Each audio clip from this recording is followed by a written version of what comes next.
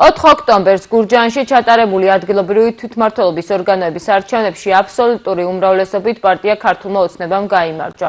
მაჟორიტარი დეპუტატის ვლადიმერ მუსალბიშვილის განმარტებით ამ დროის მონაცემებით ადგილობრივ საკანონმდებლო ორგანოში მმართველ პარტიას 38, მათ შორის 24 მაჟორიტარი და 14 სიით გასული წევრი ეყოლება.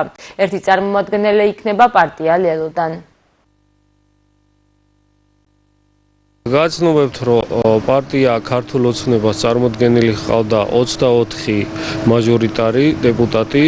24 მაჟორიტარმა დეპუტატმა დამაჯერებელი გამარჯვება მოიპოვა. ასევე პარტიამ აიღო 90%-ზე მეტი. გურჯაანის მუნიციპალიტეტის საკრებულოში წარმოდგენილი იქნება 24 მაჟორიტარი დეპუტატი და 14 სიით გასული დეპუტატი. ამ დროის მონაცემებით ერთი დეპუტატი გადის ლელოდან და ოპოზიცია იქნება ერთი დეპუტატი წარმოდგენილი. ეს ჩვენი გამარჯვება ეს არის ხალხის ნდობის შედეგი.